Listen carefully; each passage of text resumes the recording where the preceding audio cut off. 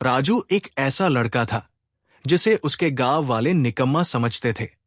माँ बाप उसे बार बार समझाते कि आवारा दोस्तों के साथ घूमने के बजाय कोई काम धंधा करे, मजदूरी करे, लेकिन राजू उनकी बातों को हल्के में लेता और यूं ही गलियों में घूमता रहता। आखिरकार माँ बाप उससे पूरी तरह परेशान हो गए। मजबूरी में उन्होंने उसे परदेस भेज दिया, इस उम्मीद में कि शायद वहां जाकर उसकी जिंदगी सुधर जाए। परदेस में राजू को एक सुनसान और खतरनाक रेगिस्तान में काम मिल गया। वो वहीं रहकर मेहनत करने लगा। एक रात जब रेगिस्तान में तेज तूफान चल रहा था, अचानक 5 अरबी लड़कियां वहां आ पहुंची। वे मुश्किल में थी और उन्हें मदद की जरूरत थी। राजू ने बिना डरे उनकी मदद की। उसी रात वे लड़कियां राजू के साथ रुक गई। राजू का व्यवहार, उसकी सादगी और हिम्मत उन्हें इतनी पसंद आई कि उन्होंने राजू को अपने यहां नौकरी पर रख लिया। इतना ही नहीं, वे उसे आम मजदूरी से दोगुनी तनख्वाह देने लगी। लेकिन सवाल यही है, वे ऐसा क्यों कर रही थी? क्या राजू ने उन्हें किसी बात पर मजबूर किया था, या फिर वे सच में राजू के प्यार में पड़ गई थी? इस राज को जानने के लिए कहानी को आखिर तक जरूर सुनिए। भारत के एक दूर दराज इलाके में एक छोटा सा गांव था। उसी गांव में मिट्टी का एक कच्चा घर था जो गरीबी की सच्ची तस्वीर पेश करता था। उस घर में सिर्फ 3 लोग रहते थे, राजू, उसकी मां और उसका पिता।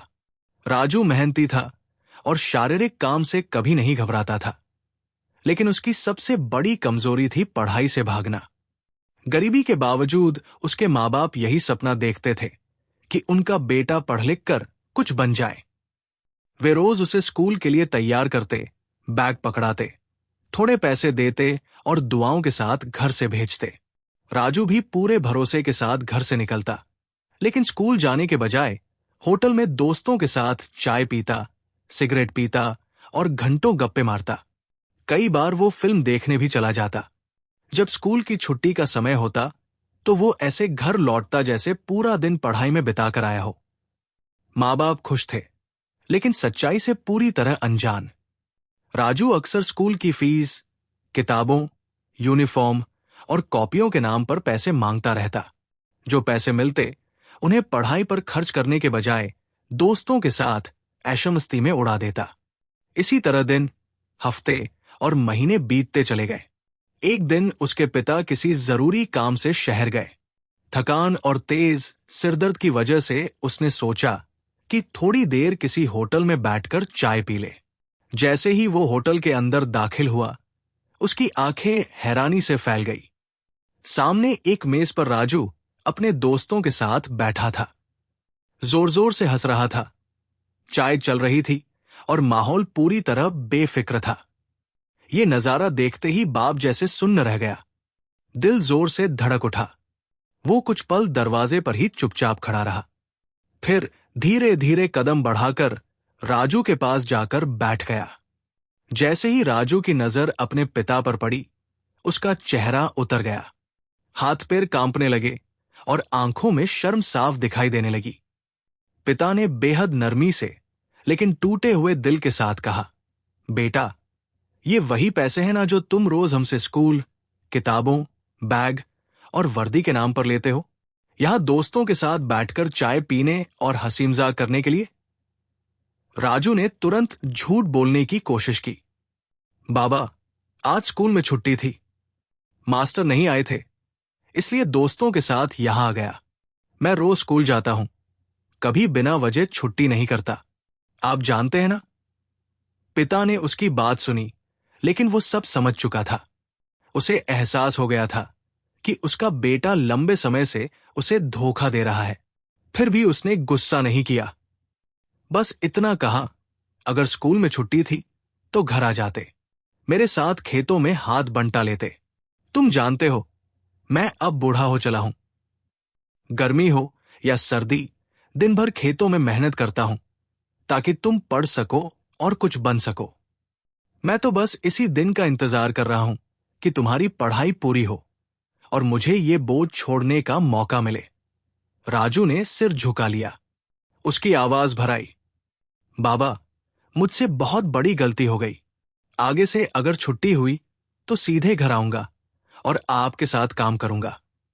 पिता ने कुछ नहीं कहा, चुपचाप उठे और घर लौट आए। उस रात वो न बेटे से बोला न पत्नी से, बस खामोशी में टहलता रहा, जैसे दिल में कोई तूफान छुपा हो। लेकिन उसने मन ही मन फैसला कर लिया था, अब वो सिर्फ बातों पर नहीं, हकीकत पर भरोसा करेगा। घर पहुंचते ही वो खुद पर काबू नहीं रख पाया। उसने राजू का बाजू पकड़कर पूछा, तुमने कहा था कल छुट्टी थी, लेकिन सच ये है कि तुम 1 साल से स्कूल ही नहीं गए। क्यों? हमने तुम्हें किस चीज की कमी दी? उसकी आवाज कांप रही थी। मैं दिन रात खेतों में मेहनत करता हूं, लू में, सर्दी में, ताकि तुम पढ़ सको। अपने लिए नए कपड़े नहीं खरीदता, लेकिन तुम्हारी वर्दी जरूर लाता हूं। चाय पीने तक के पैसे नहीं बचते। तुम्हारी मां दवाइयों पर खर्च नहीं करती, सिर्फ इसलिए कि तुम्हारी किताबें आ सकें। और तुमने हमें धोखा दिया, पढ़ाई छोड़कर अय्याशी करते रहे। ये कहते कहते उसकी आंखों से आंसू बहने लगे। मां ने रोते हुए राजू की तरफ देखा और बिना कुछ कहे कमरे में चली गई। पिता भी उसके पीछे अंदर चला गया। राजू वही एक कोने में खड़ा रह गया, शर्मिंदा, पछताया हुआ और पूरी तरह खामोश।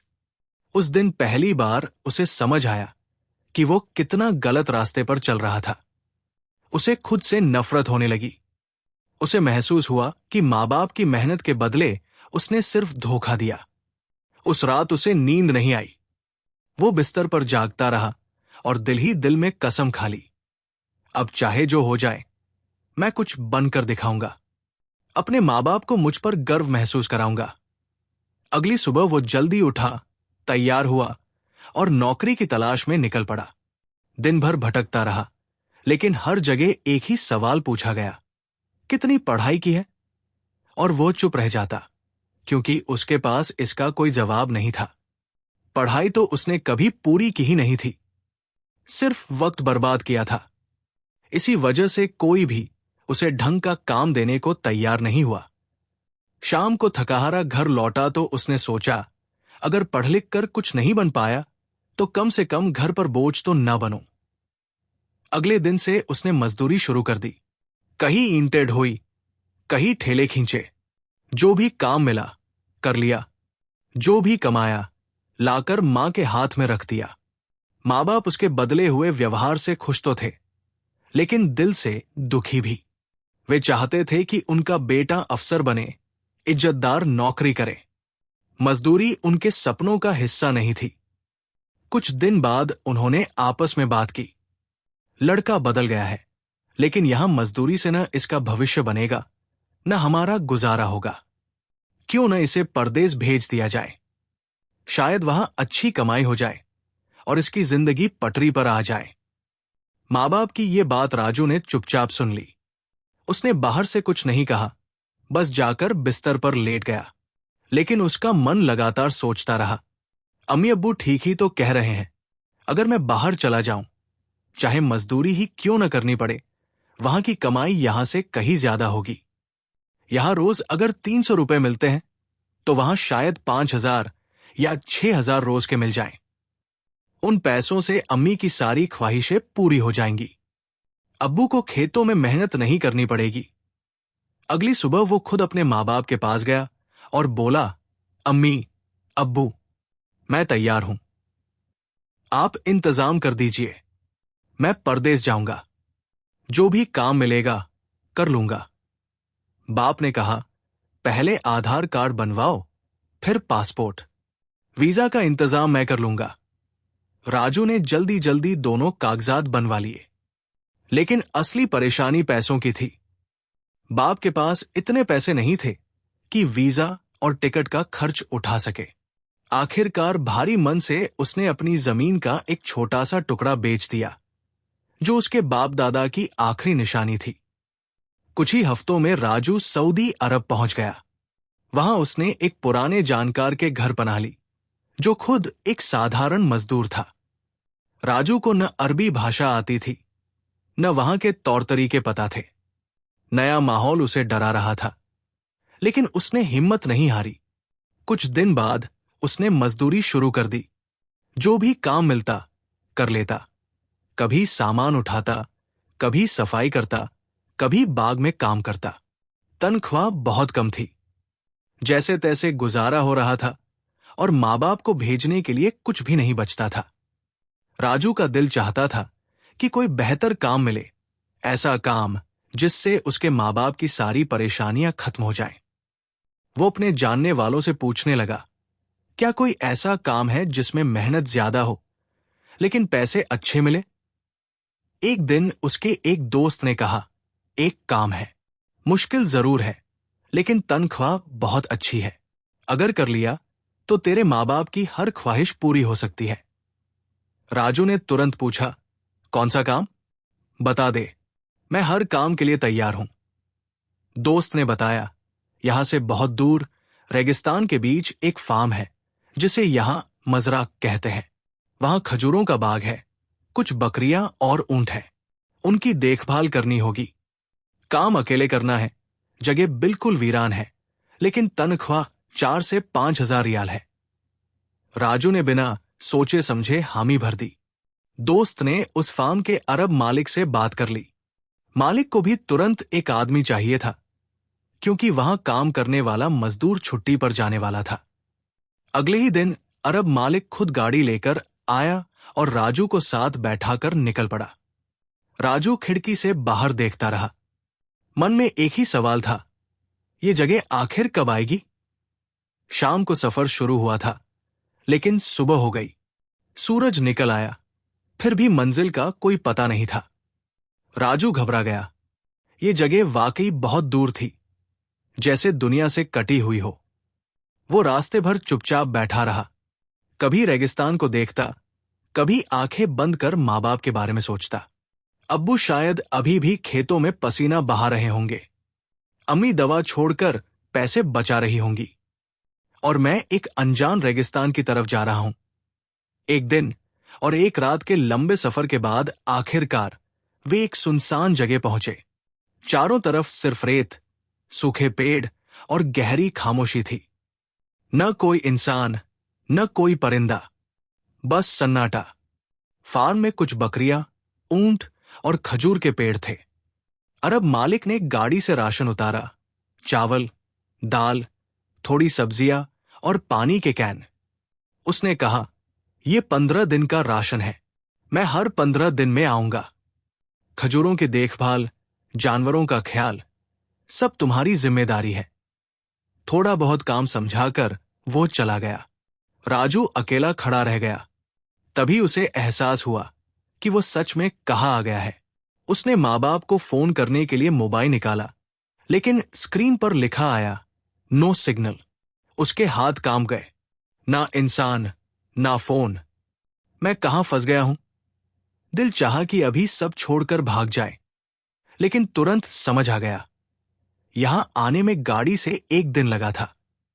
पैदल निकला तो रास्ते में ही मर जाऊंगा। उसने गहरी सांस ली और खुद से कहा, अब यही रहना है, जैसे भी हो। धीरे धीरे वो रोज के काम में ढल गया। खजूरों की सफाई, बकरियों को चारा देना, ऊंटों को पानी पिलाना, सब कुछ अकेले करता।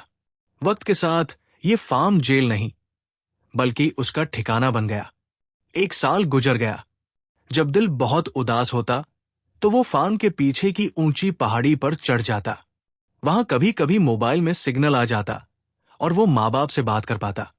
वही उसके लिए सबसे बड़ा सुकून था। एक रात वो अपने कमरे में सो रहा था। बाहर तेज आंधी, बारिश और तूफान था। अचानक उसे लगा जैसे कोई जोर जोर से चीख रहा हो। राजू की नींद उड़ गई। इतनी रात इस सुनसान रेगिस्तान में कौन हो सकता है? वो दरवाजे की तरफ बढ़ा, फिर रुक गया। बाहर जाने में डर लग रहा था। उसने खिड़की से झांका, दूर गाड़ी की हेडलाइट्स चमक रही थी। उसे लगा शायद अरब मालिक आया हो और बारिश में फंस गया हो।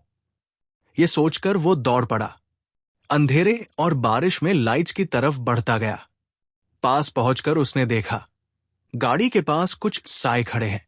उसका दिल तेज धड़कने लगा। कौन लोग हो सकते हैं? कहीं कोई खतरा तो नहीं। तभी उसे लड़कियों की आवाजें सुनाई दी।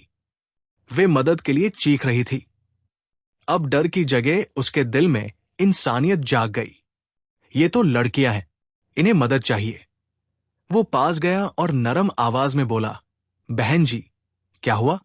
आप लोग क्यों घबरा रही हैं? लड़कियां कांपती हुई उसके पास आ गई और बोली, अल्लाह का शुक्र है, कोई इंसान मिला। हमें लगा था कोई जानवर हमें खा जाएगा। राजू ने उन्हें तसल्ली दी। डरिए मत, पहले बताइए, हुआ क्या है? क्या हुआ है? राजू ने पूछा। उनमें से एक लड़की बोली, हम लोग घूमने निकले थे। अचानक रेत का तूफान आ गया। रास्ता भटक गए। मोबाइल में सिग्नल नहीं था और फिर तेज बारिश शुरू हो गई। गाड़ी भी बंद हो गई। हमें कुछ समझ नहीं आ रहा था। बस अल्लाह से दुआ कर रहे थे कि कोई मदद के लिए आ जाए। राजू ने दूर अपने फार्म की तरफ इशारा किया और कहा, उधर मेरी रहने की जगह है, वहां चलिए। बारिश से भी बच जाएंगे और आराम भी मिल जाएगा। लड़कियां बिना देर किए उसके साथ चल पड़ी। राजू उन्हें फार्म पर ले आया, पानी दिया, उनकी पूरी बात सुनी और तसल्ली देते हुए बोला, अब आप बेफिक्र रहिए, मैं यहां हूं। आप सुरक्षित हैं। सुबह होते ही रास्ते का इंतजाम कर देंगे। राजू के पास सिर्फ एक कंबल और एक तकिया था। उसने दोनों लड़कियों को दे दिए और खुद कमरे के एक कोने में बैठकर पूरी रात जागता रहा, जैसे कोई पहरेदार हो। बाहर तेज आंधी और बारिश थी। हवा की आवाज डराने वाली थी, लेकिन राजू के दिल में अजीब सा सुकून था। बरसों बाद उसे इंसानों की आवाजें सुनने को मिली थी। पांचों लड़कियां थकान की वजह से जल्दी सो गई, मगर राजू जागता रहा। उनके चेहरों को देखता रहा और सोचता रहा, कम से कम आज बात करने और सुनने वाले लोग तो मिले। सुबह होते ही उसने चूल्हा जलाया, चाय बनाई और थोड़ा नाश्ता तैयार किया। जब लड़कियां जागी तो वो मुस्कुराकर बोला, आइए, पहले नाश्ता कर लीजिए, फिर मैं आपको रास्ता दिखा दूंगा। इतने कम साधनों में उसकी मेहमानवाजी देखकर लड़कियां हैरान थी। नाश्ता करने के बाद उन्होंने कहा, हमें हमारी गाड़ी तक छोड़ दीजिए, हम रात को डर के मारे पैदल चल पड़े थे। राजू उन्हें गाड़ी तक ले गया। गाड़ी रेत में फंसी हुई थी। स्टार्ट करने की बहुत कोशिश हुई, बोनट खोला, धक्का लगाया, लेकिन गाड़ी ने जवाब दे दिया। लड़कियां मायूस हो गई। राजू ने उन्हें समझाया, मेरे अरब मालिक को आए हुए 10 दिन हो चुके हैं। वो हर 15 दिन में आता है, शायद 5-6 दिन में आ जाए। अगर आया तो गाड़ी भी देख लेगा, या फिर आप उसके साथ शहर जा सकती हैं। आपस में सलाह करके लड़कियां मान गई। ठीक है, कुछ दिन और रुक जाते हैं, कम से कम यहां सुरक्षित तो है। अब वे पहले जैसी डरी हुई नहीं थी। उनके चेहरों पर मुस्कान थी। बातचीत शुरू हुई। आप कहां से हो? मैं इंडिया से हूं, राजू ने सादगी से कहा। उन्होंने पूछा, इतने सुनसान रेगिस्तान में आप अकेले कैसे रह लेते हो? राजू ने गहरी सांस ली और अपनी पूरी कहानी सुना दी। कैसे वो पढ़ाई से भागता था, माँ बाप को धोखा देता था, फिर शर्मिंदगी में खुद को बदला और उनकी खुशी के लिए परदेश चला आया। लड़कियां चुपचाप सुनती रहीं। एक ने धीरे से पूछा, क्या इंडिया में सच में इतनी गरीबी है? राजू ने कहा, हां, आज भी वहां लाखों लोग हैं जिन्हें 2 वक्त की रोटी के लिए संघर्ष करना पड़ता है। ये सुनकर वे हैरान रह गई। हमें तो बचपन से हर चीज आसानी से मिलती रही, हमें अंदाजा ही नहीं था कि दुनिया में ऐसी जिंदगी भी होती है। राजू की सादगी और ईमानदारी ने उनके दिल को छू लिया। वे उससे भारत, उसके गांव, परिवार और वहां की जिंदगी के बारे में पूछने लगी। राजू ने हंसते हुए नदियों, खेतों और अपने छोटे से घर की बातें बताई। लड़कियां मन ही मन सोचने लगी, हमें एक दिन भारत जरूर जाना चाहिए। उन्होंने वादा किया, अगर हम कभी भारत आए तो आपके घर जरूर आएंगे। राजू मुस्कुराया, अगर मैं तब वहां हुआ तो खुद अपने हाथों से चाय बनाऊंगा। हंसी मजाक में दिन बीतते गए। 5 दिन गुजर गए, लेकिन अरब मालिक नहीं आया। राशन भी खत्म होने लगा। लड़कियां चिंतित हो गई। उन्होंने मन ही मन तय कर लिया, जब हम शहर पहुंचेंगे तो सब अपने घर वालों को बताएंगे और राजू को इस सुनसान जगह से बाहर निकालेंगे। उसी शाम अरब मालिक आ गया। राजू ने पूरी सच्चाई बता दी। मालिक ने कोई आपत्ति नहीं की, बल्कि खुद लड़कियों को शहर छोड़ आया। लड़कियों के माता पिता पहले बहुत परेशान थे, लेकिन जब उन्हें राजू की ईमानदारी और इंसानियत के बारे में पता चला तो उनका दिल नरम पड़ गया। उन्होंने कहा, अगर वो लड़का साथ काम करना चाहे तो उसे जरूर ले आना। कुछ दिन बाद लड़कियां दोबारा फार्म पर आई और बोली, राजू भाई, हमारे साथ चलिए, हम आपको दोगुनी तनख्वाह देंगे, आराम, इज्जत और अच्छा माहौल मिलेगा। राजू कुछ पल चुप रहा, फिर बोला, मैं यहां अकेला था, लेकिन आप लोगों ने मुझे फिर से इंसान होने का एहसास दिलाया। अगर आप इजाजत दें तो मैं चलने को तैयार हूं। राजू उनके साथ चला गया। अब वो सिर्फ कर्मचारी नहीं, बल्कि दोस्त बन चुका था। वक्त उड़ने लगा। 2 साल बाद उसे भारत भेजा गया। जब वो गांव लौटा तो सब कुछ बदल चुका था। जो लड़का कभी निकम्मा कहलाता था, आज सम्मान के साथ खड़ा था। माँ बाप की आंखों में खुशी के आंसू थे। बाप ने कहा, अब शादी कर लो। राजू मुस्कुराया, अभी नहीं बाबा, अगली छुट्टी पर बात करेंगे। और ये कहते हुए वो फिर अपनी नई जिंदगी की ओर लौट गया। माँ बाप ने दुआओं के साथ राजू को विदा किया। अरब लौटने से पहले वो लगातार उन 5 लड़कियों के संपर्क में था। जाने से पहले उसने उनसे पूछा, आप लोगों के लिए कुछ लाऊं? सबने एक साथ कहा, नहीं भाई, हमें कुछ नहीं चाहिए। लेकिन राजू मानने वालों में से नहीं था। उसने हर लड़की के लिए अलग अलग तोहफे खरीदे, बनारसी साड़ियां, कश्मीरी जाफरान, गुलाब जामुन और खूबसूरत चूड़ियां। जब वो अरब लौटा और ये तोहफे दिए तो सभी बहुत खुश हो गई। अब राजू उनके लिए सिर्फ एक ड्राइवर नहीं रहा था, वो उनका भरोसेमंद साथी बन चुका था। वे जहां जाती, राजू साथ होता, बातें होती, हंसी मजाक होता, दिल की बातें साझा की जाती। राजू की मौजूदगी उन्हें सुकून और सुरक्षा का एहसास देती थी। इसी दौरान उनके दिलों में एक नया एहसास जन्म लेने लगा, मोहब्बत। 5 लड़कियां अलग अलग स्वभाव की थी, लेकिन दिल एक सा था। वे सभी राजू को चाहने लगी थी।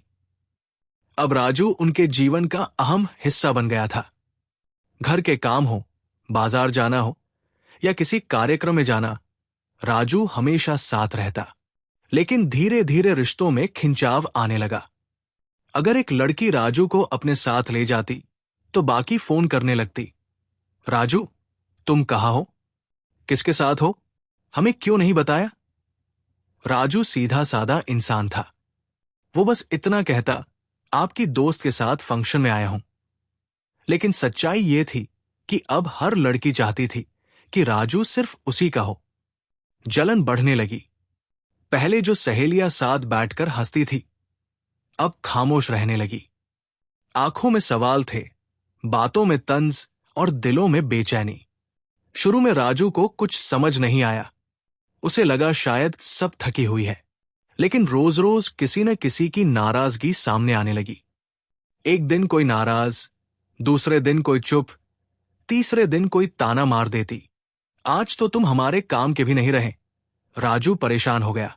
उसने सोचा, मैं यहां मेहनत करने आया था, मुझे इज्जत मिली, सुकून मिला, लेकिन अब बात बिगड़ रही है। अगर किसी ने अपने घर वालों को कुछ बता दिया तो मेरी जिंदगी मुश्किल में पड़ जाएगी। एक रात वो छत पर बैठा आसमान देख रहा था। मन में उथल पुथल थी। अगली सुबह उसने फैसला कर लिया।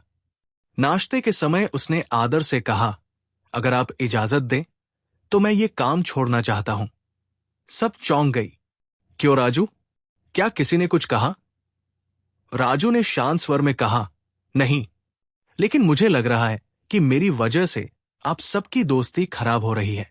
मैं नहीं चाहता कि मेरे कारण आपके रिश्ते टूटें। ये सुनकर सभी चुप हो गई। उन्हें समझ आ गया था कि राजू सब जान गया है। कुछ देर बाद एक लड़की बोली, राजू, तुम कहीं नहीं जाओगे, अब कोई शिकायत नहीं होगी। राजू रुक गया, लेकिन दिलों में मुकाबला शुरू हो चुका था। आखिरकार एक एक करके सभी ने अपने दिल की बात राजू से कह दी और उससे शादी का प्रस्ताव रख दिया। राजू और ज्यादा उलझन में पड़ गया। मैं एक ही शादी कर सकता हूं। मैं गरीब हूं, आप सब मुझसे बहुत ऊपर हैं। आखिर उसने सभी को एक साथ बुलाया और साफ साफ कह दिया, आप सब मेरे लिए बहुत सम्मानित हैं, लेकिन मैं एक से ज्यादा शादी नहीं कर सकता। न दिल इजाजत देता है, न धर्म और न हालात। सबकी आंखें झुक गई। उस रात राजू बहुत देर तक जागता रहा।